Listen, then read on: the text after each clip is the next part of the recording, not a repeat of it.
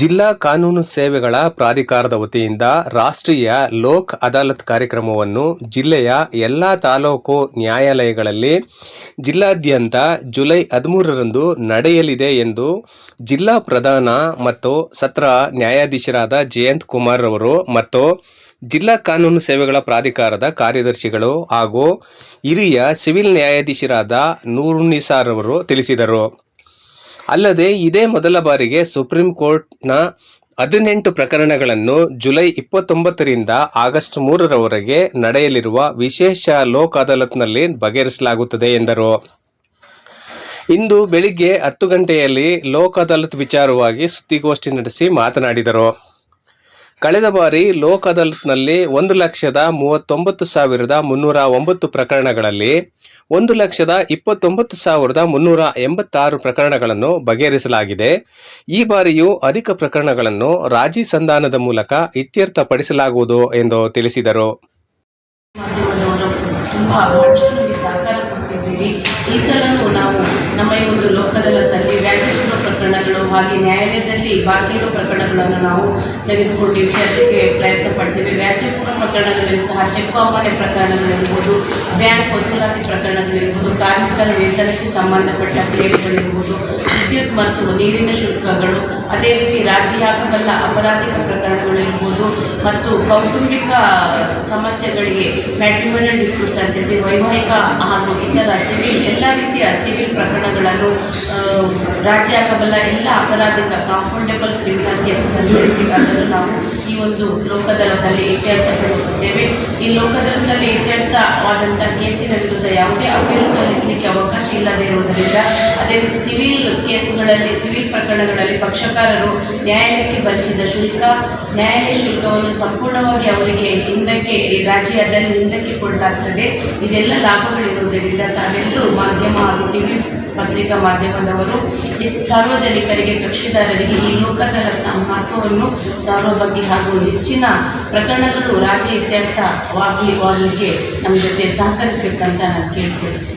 ಆದಷ್ಟು ಶೀಘ್ರವಾಗಿ ವಕೀಲರನ್ನ ಭೇಟಿ ಮಾಡಿ ನಮ್ಮ ಈ ಒಂದು ವ್ಯಾಜ್ಯ ಪ್ರಕರಣ ನ್ಯಾಯಾಲಯದ ಬಾಕಿ ಇರುವ ವ್ಯಾಜ್ಯಗಳನ್ನು ಆದಷ್ಟು ಬೇಗ ಈ ಒಂದು ತೀರ್ಮಾನ ಮಾಡುವಂತೆ ಸಹಕರಿಸಬೇಕು ಅಂತೇಳಿ ನಾನು ಕೊಡ್ತೇನೆ. ಅದೇ ರೀತಿ ಮಾಧ್ಯಮ ಮಿತ್ರರು ಈ ಒಂದು ಲೋಕ್ ಅದಾಲತ್ ಬಗ್ಗೆ ಆದಷ್ಟು ಜನರಿಗೆ ತಿಳಿಯುವಂತೆ ಪ್ರಚಾರ ಮಾಡಬೇಕು ಅಂತೇಳಿ ನಾನು ಕೋರಿಕೊಳ್ತೇನೆ. ಅದೇ ರೀತಿ ಈ 29 July 2024ರಿಂದ August 3ರವರೆಗೆ special Lok Adalat ಇದೆ. ಇದು ಸುಪ್ರೀಂ ಕೋರ್ಟ್ ಸರ್ವೋಚ್ಚ ನ್ಯಾಯಾಲಯದಲ್ಲಿ ಬಾಕಿ ಇರುವಂಥ ಪ್ರಕರಣಗಳನ್ನು ನಮಗೆ ಇಲ್ಲಿ ಕಳಿಸ್ಕೊಟ್ಟಿದ್ದಾರೆ. ಈಗ ಈ ಒಂದು ತುಮಕೂರು ಜಿಲ್ಲೆಗೆ ಸಂಬಂಧಪಟ್ಟ ಒಂದು 18 ಪ್ರಕರಣಗಳು ನಮ್ಗೆ ಬಂದಿದೆ. ನಾವು ರೀಕನ್ಸಿಲೇಷನ್ ಮೂಲಕ ಅವರಿಗೆ ಪಾರ್ಟಿಗಳನ್ನು ನೋಟಿಸ್ಕೊಟ್ಟಿದ್ದೇವೆ. ಈಗಾಗಲೇ ಈಗ 27ನೇ ತಾರೀಕಿಗೆ ನಾವು ಒಂದು ಮೀಟಿಂಗ್ ಮಾಡ್ತಾ ಇದ್ದೇವೆ. ಅದನ್ನು ಕರೆಸಿ ಅವರಿಗೆ ಹೇಳಿ ಅದು ರಾಜ್ಯ ಅಂದರೆ ಒಂದು ಅಗ್ರಿಮೆಂಟ್ ಮಾಡಿ ಅದನ್ನು ಹೈಕೋರ್ಟ್ ಮೂಲಕ ನಾವು ಸುಪ್ರೀಂ ಕೋರ್ಟ್ಗೆ ಕಳಿಸ್ಕೊಡ್ತೇವೆ. ಅದು ಒಂದು ಮಾಡ್ತೇವೆ. ಸುಮಾರು ಒಂದು ಕರ್ನಾಟಕದ ಒಂದು 7 ಪ್ರಕರಣಗಳಲ್ಲಿ ಬಂದಿದೆ. ಅದನ್ನು ಈಗ ನಾವು ಅದಕ್ಕೆ ಸ್ಟೆಪ್ಸ್ ತಗೊಂಡಿದ್ದೇವೆ. ಸೊ ಇದನ್ನು ಸ್ವಲ್ಪ ಜನಸಾಮಾನ್ಯ ತಿಳಿಸ್ಕೊಂಡು ಮೂಲಕ ಕೊಡ್ತೇವೆ. ಯಾವುದೇ ಮೊದಲ ಬಾರಿಗೆ ಸರ್? ಹೌದೌದು, ಅದು special Lok Adalat supreme court ಆಗಿರುವುದು ಸ್ಪೆಷಲ್ ಲೋಕ್ ಅದಾಲತ್. ಸೊ ನಮ್ಮ ಜಿಲ್ಲೆಗೆ 18 ಪ್ರಕರಣಗಳು ಬಂದಿದೆ. ಅದು ಬೇರೆ ಜಿಲ್ಲೆಯಲ್ಲಿ ಸಹ ಇದೆ, ಆದರೆ ನಮ್ಮಲ್ಲೇ ನಾವು ನೋಡ್ಸ್ಕೊಂಡಿದ್ದೇವೆ ಈಗಾಗಲೇ. ಯಾವ ಸ್ಪೆಷಲ್ ಅದರಲ್ಲಿ MVC ಪ್ರಕರಣಗಳಿದೆ, ಮತ್ತು ಬೇರೆ ಸಹ ಇದೆ. ಮತ್ತು ಇದರ ಯಾವ ವ್ಯಾಜ್ಯಗಳು ತೀರ್ಮಾನ ಆಗುತ್ತೆ ಅನ್ನೋ ಬಗ್ಗೆ ಮೇಡಮ್ ತಿಳಿಸ್ತಾರೆ. ಒಂದು ಕಳ್ಳತನ ಆಗುತ್ತೆ, ಚಿನ್ನಾಗಿ ರಿಕವರಿ ಆಗುತ್ತೆ, ಅಲ್ಲಿಂದ ಸಂಬಂಧಪಟ್ಟ ಸ್ಟೇಷನ್ಗೆ ಕಳಿಸಿರ್ತಾರೆ. ಆ ಬಿಡಿಸ್ಕೊಳ್ಳೋಕ್ಕೆ ಇನ್ನೂ ಆಗಿಲ್ಲ ಸರ್. ನಮ್ಮ ಅರ್ಜಿ ಹಾಕಬೇಕು, ಹಾಕಿದ್ರು ಇನ್ನೂ ಬಗೆಹರಿಲ್ಲ ಸರ್. ಈ ಥರ ಕೇಸಸ್ಗಳು ಯಾವ ಕೋರ್ಟಲ್ಲಿದೆ? ಇಲ್ಲೇ ಸರ್ ತುಮಕೂರಲ್ಲಿ. ಕೊಡಿ, ನಂಬರ್ ಕೊಡಿ, ನಾವು ಕೋರ ಪೊಲೀಸ್ ಸ್ಟೇಷನ್ ಅಲ್ಲಿ ಕೊಡಿ, ನಂಬರ್ ಕೊಡ್ಬಿಡಿ. ಆಯ್ತು. ದೇವಸ್ಥಾನದ ಪ್ರಾಪರ್ಟಿ ರಿಕವರಿ ಸಾಹೇಬರು ಬಂದ ನಂತರ 40 ವರ್ಷದ ಒಂದು ಕೇಸಲ್ಲಿ ಇಲ್ಲಿ 2 ದೇವರ ಮೂರ್ತಿಗಳಿತ್ತು. 40 ವರ್ಷದ ನಂತರ ಅದನ್ನು ವಿಲೇವಾರಿ ಮಾಡಿ ಸಂಬಂಧಪಟ್ಟ ದೇವಸ್ಥಾನಕ್ಕೆ ಅದು ಹಸ್ತಾಂತರ ಮಾಡಿದ್ದಾರೆ. 40 ವರ್ಷಗಳಿಂದ ನಮ್ಮ ನ್ಯಾಯಾಲಯದಲ್ಲಿ ಪ್ರಾಪರ್ಟಿ ಇದೆ. ಹಾಂ ಮೇಡಮ್, ಈ ಲೋಕ್ ಅದಾಲತ್ಗೆ ಯಾವ ಜಾಸ್ತಿ ಕೇಸಸ್ ಬರ್ತಿದೆ ಎಲ್ಲ ಟೈಪ್ ಕೇಸಸ್ ಬರ್ತವೆ. ನಾವು ಹೆಚ್ಚು. ಪಾಲು ವಿಭಾಗ ಕೇಸ್ಗಳು ಯಾಕಂದ್ರೆ ಹೆಚ್ಚಾಗಿ ಪಾಲು ವಿಭಾಗ ಕೇಸ್ಗಳು ಬೇಗ ಇತ್ಯರ್ಥ ಆಗಲ್ಲ. ಒಬ್ಬರು ಪಾರ್ಟಿ ತೀರಿದ ತಕ್ಷಣ ಅವರೆಲ್ಲ ವಾರಸುದಾರರನ್ನು ಸೇರಿಸಬೇಕು, ಮತ್ತೆ FDP ಆಗಬೇಕು, ಅದಕ್ಕೆ ಹಂತ ಹಂತ ಇದೆ. ಅದನ್ನೆಲ್ಲ ನಾವು ಜಾಸ್ತಿ ಇದರಲ್ಲಿ ಮುಗಿಸ್ತೀವಿ. ಮತ್ತೆ ವೈವಾಹಿಕ ಪ್ರಕರಣಗಳು, ಕೌಟುಂಬಿಕ ಕಲಹಗಳಿರುವಂಥ ಪ್ರಕರಣಗಳನ್ನು ಮತ್ತೆಲ್ಲ ರೀತಿ, ಮತ್ತೆ ಚಕ್ವಾಮಾನ್ಯ ಕೇಸ್ಗಳು. ಹೌದು, ಲಾಸ್ಟ್ ಈಗ ಮೊನ್ನೆ ಆಯ್ತಲ್ಲ ನಮ್ಮ ಮಾರ್ಚ್ ಆದಂಥ ಲೋಕದಳದಲ್ಲಿ 13 ಜೋಡಿಗಳನ್ನು ನಾವು ಯೂನಿಯನ್ ಮಾಡಿದ್ವಿ. ಲಾಸ್ಟ್ ಇಯರ್ ನಮ್ಮದು 100ಕ್ಕಿಂತ ಹೆಚ್ಚು ಜೋಡಿಗಳು 23ನೇ ಇಸವಿಯಲ್ಲಿ 100ಕ್ಕಿಂತ ಹೆಚ್ಚು ಡೈವೋರ್ಸಿಗಾಗಿ ಅರ್ಜಿ ಸಲ್ಲಿಸಿದ ದಂಪತಿಗಳನ್ನು ಒಟ್ಟು ಮಾಡಿ ಕಳಿಸಿದ್ದೇವೆ. ಸೊ ಜಾಸ್ತಿ ಅದಕ್ಕೆ ಒತ್ತು ಕೊಡ್ತೀವಿ. ಯಾಕೆಂದರೆ ಗೊತ್ತಲ್ಲ, ಕೌಟುಂಬಿಕ ಕಲಹಗಳಲ್ಲಿ ಮತ್ತೆ ಮಕ್ಕಳು ಎಲ್ಲ ಇದ್ರಾಗೆಲ್ಲ ಇಡೀ ಕುಟುಂಬ ಸಫರ್ ಆಗುತ್ತೆ. ಮೇಡಮ್, ಇತ್ತೀಚಿನ ದಿನಗಳು ಅಂದರೆ ಓಲ್ಡ್ ಏಜ್ ಹಸ್ಬೆಂಡ್, ಈಗ ವಯಸ್ಸಾದ ತಂದೆ ತಾಯಿ ನಿರ್ಲಕ್ಷ್ಯ ಮಾಡಿ ಏನೋ ಕಡೆ ಕೂಡ ಹಾಕಿ ಅವ್ರಿಗೆ ಹಿಂಸೆ ಕೊಡುವಂಥ ಪ್ರಕರಣಗಳು ಜಾಸ್ತಿ ಇದೆ. ಅದ್ರ ಬಗ್ಗೆ ನಾವು ಮಾಡ್ತಿದ್ದೇವಲ್ಲ ಪ್ರಾಧಿಕಾರದಿಂದ ಹಿರಿಯ ನಾಗರಿಕರ ಸಂರಕ್ಷಣಾ ಮತ್ತೆ ಜೀವನಾಂಶ ಕಾಯ್ದೆ ಅಂತ 2007ರಲ್ಲಿ ಜಾರಿಗೆ ಬಂದಿದೆ. ಆ ಕಾಯ್ದೆಯ ಒಂದು ಉದ್ದೇಶನೇ ಆ ಹಿರಿಯ ನಾಗರಿಕರನ್ನು ಸಂರಕ್ಷಣೆ ಮಾಡೋದು. ಒಂದು ವೇಳೆ ಆ ಹಿರಿಯ ನಾಗರಿಕರು ತಮ್ಮ ಆಸ್ತಿಯನ್ನು ತಮ್ಮ ಮಕ್ಕಳಿಗೆ ತಮ್ಮ ಜೀವಿತಾವಧಿಯಲ್ಲಿ ವಿಲೇವಾರಿ ಮಾಡಿಕೊಟ್ಟ ನಂತರ ಮಕ್ಕಳು ತ್ಯಜಿಸಿದಲ್ಲಿ ಅವರು AC ನ್ಯಾಯಾಲಯದಲ್ಲಿ, ಅಲ್ಲಿ ಹಿರಿಯ ನಾಗರಿಕರ ಒಂದು ಟ್ರಿಬ್ಯುನಲ್ ಇದೆ, ಅಲ್ಲಿ ಒಂದು ಅರ್ಜಿ ಸಲ್ಲಿಸಿದಲ್ಲಿ ಅದು ಯಾವುದೇ ರೀತಿಯಲ್ಲಿ ಖಾತೆ ಬದಲಾವಣೆ ಆಗಿರಲಿ ಮತ್ತೆ ಅದನ್ನು ಕ್ಯಾನ್ಸಲ್ ಮಾಡಿ ಆ ಅಪ್ಪ ಅಮ್ಮನ ಪೋಷಕರ ಹೆಸರಿಗೆ ಮಾಡುವಂಥ ಅಧಿಕಾರ. ಜಿಲ್ಲೆಯಲ್ಲಿ ಕ್ರೈಮ್ಗಳು ಜಾಸ್ತಿ ಆಗ್ತಾ ಇದೆ, ಅಪಘಾತಗಳು ಜಾಸ್ತಿ ಆಗ್ತಾ ಇದೆ. ಅವೇರ್ನೆಸ್ ಕಡಿಮೆ ಇರೋದ್ರಿಂದಾಗಿ ಅಪಘಾತಗಳು ಅಥವಾ ಕ್ರೈಮ್ಗಳು ಜಾಸ್ತಿ ಆಗ್ತಾ ಇದೆ. ನಿಮ್ಮ ಕಡೆಯಿಂದ ಏನಾದರೂ ಜಾಸ್ತಿ ಅವೇರ್ನೆಸ್ ಅಂದರೆ ಕಾನೂನು ಅರಿವು ಕಾರ್ಯಾಗಾರಗಳು ಕಡಿಮೆ ಆಗ್ತಾ ಇದೆ ಅಂತ ಅನಿಸ್ತಾ ಇದೆ. ಅದು ಎಲ್ಲೋ ಒಂದು ಕಡೆ ನೀವು ಮಾಡಿರ್ತೀರ, ಅಷ್ಟು ಎಫೆಕ್ಟಿವ್ ಆಗ್ತಾ ಇಲ್ಲ. ಜಾಸ್ತಿ ಮಾಡ್ತಾ ಇದ್ದೀವಿ.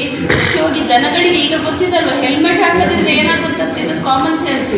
ಜನಗಳಿಗೆ ಗೊತ್ತಿರುತ್ತೆ, ತಲೆ ಹೊಡೆದ್ರೆ ಇಮಿಡಿಯೇಟ್ ಸತ್ತೋಗ್ತಾರೆ. ಅಟ್ಲೀಸ್ಟ್ ಹೆಲ್ಮೆಟ್ ಹಾಕಿದ್ರೆ ತಲೆಗೆ ಏಟಾಗದೆ ಏನು ಫ್ರ್ಯಾಕ್ಚರ್ಸ್ಗಳು ಅದಾಗ್ಬೋದು. ಮೇನ್ ಮುಖ್ಯ ಭಾಗ ತಲೆಗೆ ಏಟಾದರೆ ಜೀವ ಮರಣದಲ್ಲಿ ಅವರು ಇಡೀ ಜೀವನ ಹೋರಾಟ ಮಾಡೋಕೆ ಅಥವಾ ಅಲ್ಲಿ ಸಾವನ್ನಪ್ಪುವ ಒಂದು ಸಂದರ್ಭ ಇರ್ತದೆ. ಕೆಲವೊಂದು ಜನಗಳಿಗೆ ಗೊತ್ತಿರುತ್ತೆ, ಟ್ರಾಫಿಕ್ ರೂಲ್ಸನ್ನೆಲ್ಲ ಅವ್ರು ಫಾಲೋ ಮಾಡೋದಿಲ್ಲ. ನಾವು ಅವೇರ್ನೆಸ್ ಕ್ರಿಯೇಟ್ ಮಾಡ್ತಿರ್ತೀವಿ, ಅವರ ಸಹಕಾರನೂ ಬೇಕು. ಅದಕ್ಕೆ ನಾವು ನಿಮ್ಮ ಮಾಧ್ಯಮ ಮಿತ್ರರ ಸಹಕಾರವನ್ನು ಕೊಡ್ತಾ ಇದ್ದೀವಿ. ಕ್ರೈಮ್ಗಳು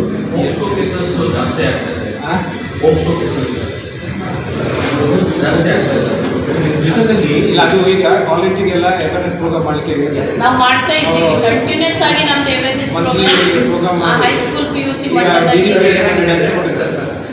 ಈಗ ಬಹಳಷ್ಟು ಪ್ರಕರಣ ಸ್ಟೇಷನ್ ಹಂತದಲ್ಲೇ ಆ ಪ್ರಕರಣ ಮುಚ್ಚಾಕಂತ ಪ್ರಯತ್ನಗಳು ತುಂಬಾ ನಡೆಯುತ್ತವೆ. ಅಲ್ಲಿ ಸ್ಟೇಷನಲ್ಲೇ ಗ್ರಾಮ ಪಂಚಾಯತಿ ಥರ ಒಂದು ಪಂಚಾಯತಿ ಕಟ್ಟೆ ಥರ ಅವರವರೇ ಮಾಡಿ ಪೊಲೀಸ್ ಸ್ಟೇಷನಲ್ಲಿ ಒಂದು ಕಂಪ್ಲೇಂಟ್ ಕೊಟ್ಟಾಗ ಸುಮಾರು ಸರಿ ಬೇರೆ ಮಾಡೋವಂಥದ್ದು.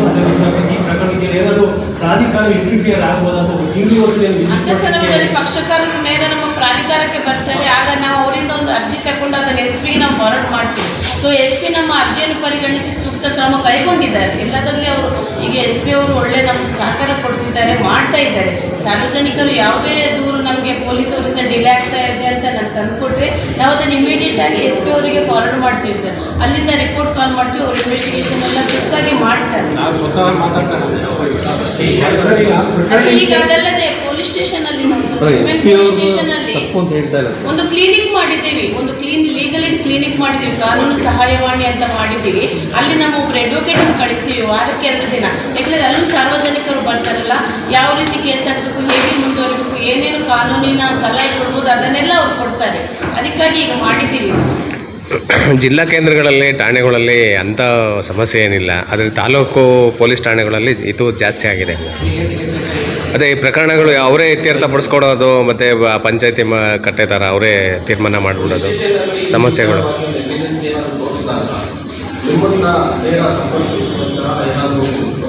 ಸಂಪರ್ಕಿಸಬಹುದು, ಈಗಾಗಲೇ ಸಂಪರ್ಕಿಸ್ತಿದ್ದಾರೆ. ಈಗ ನಾವು ಏನಿದೆ ಜಿಲ್ಲಾ ಕಾನೂನು ಸೇವಾ ಪ್ರಾಧಿಕಾರ ಮತ್ತು ವಿವಿಧ ಇಲಾಖೆಗಳ ಮಧ್ಯೆ ನಾವು ಪ್ರಾಧಿಕಾರ ಒಂದು ಸೇತುವೆ ಥರ ಬ್ರಿಡ್ಜ್ ಥರ ಕೆಲಸ ಮಾಡೋದು.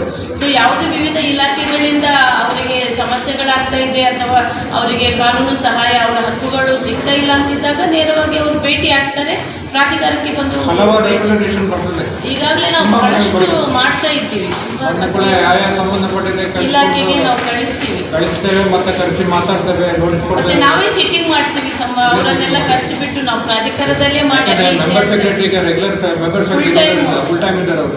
ಜುಡಿಷಿಯಲ್ ವರ್ಕ್ ಇಲ್ಲ. ಈಗ ನಾವು ಆಗಿ ಹೋಗ್ಲಿಕ್ಕೆ ಆಗುದಿಲ್ಲ ಕೆಲವು ಇದಕ್ಕೆ, ಬಟ್ ಅವರಿಂದ ನಾವು ಮಾಡಿಸ್ತೇವೆ. ಕೆಲವೊಮ್ಮೆ ನಾನೇ ಸ್ಥಳಕ್ಕೆ ಭೇಟಿ ನೀಡ್ತೀನಿ, ನೀವು ನೋಡಿದ್ದೀರಿ. ಕೆಲವೊಂದು ಆಗಲಿಕ್ಕೆ ಹೌದು. ನಾನೇ ಸ್ಥಳಕ್ಕೂ ಭೇಟಿ ನೀಡ್ತೀನಿ, ಅಲ್ಲಿ ಇಮಿಡಿಯೇಟ್ ಅವರಿಗೆ ರಿಲೀಫ್ ಕೊಡೋ ಪ್ರಯತ್ನ ಮಾಡ್ತಿದ್ದೀನಿ ಆಗ್ತಾ ಇದೆ. Okay, thank you. ಸರಿ. ಓಕೆ, ನಾವಿಲ್ಲಿ ನೋಟಿಸ್ ಕೊಟ್ಟು ಇದೇ ಫಸ್ಟ್ ಅಲ್ಲ ಈ ಪಕ್ಷಗಾರ ಕೇಳಿದ್ದಾರೆ ಸರ್ ಎಲ್ಲ ಸುಪ್ರೀಂ ಕೋರ್ಟ್ಗೆ ಇಲ್ಲ ಸುಪ್ರೀಂ ಕೋರ್ಟ್ ಅವರು ಸರ್, ಇತ್ಯರ್ಥದ ಪ್ರಕರಣಗಳು ಮತ್ತೆ ಅವರು ಒಪ್ಪಿಗೆ ಹೋಗಿರ್ತಾರೆ ಹೋಗಿರ್ತಾರೆ ಸುಪ್ರೀಂ ಕೋರ್ಟ್ಗೆ. ಆಗಿಲ್ಲ. ಲೋಕದಲ್ಲಿ ಸೆಟ್ಲ್ ಆಗೋದಲ್ಲ, ಕೋರ್ಟಲ್ಲಿ ಕೋರ್ಟ್ನ ಆದದಲ್ಲಿ ಏಪ್ರಿಲ್ ಹೋಗಿದ್ದಾರೆ.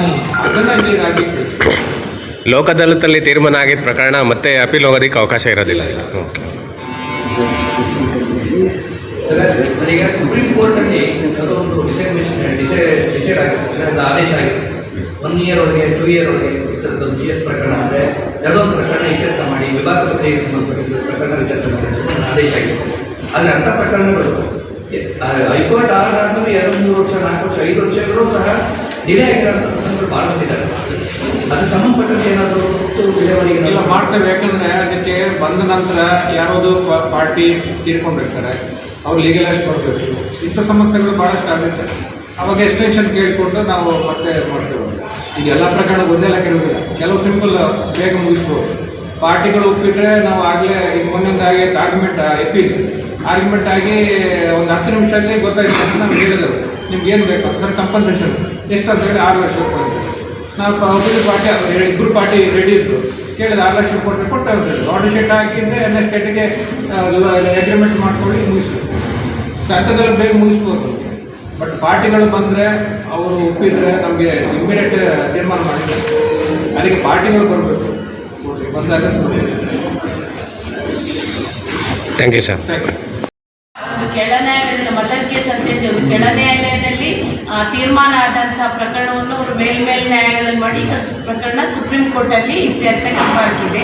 ಸೊ ಆ ಎಲ್ಲ ಕೇಸ್ಗಳನ್ನು ಎಲ್ಲ ಸಂಬಂಧಪಟ್ಟ ಜಿಲ್ಲೆಯಲ್ಲಿರುವ ಎಷ್ಟೆಷ್ಟು ಕೇಸ್ಗಳಲ್ಲೆಲ್ಲ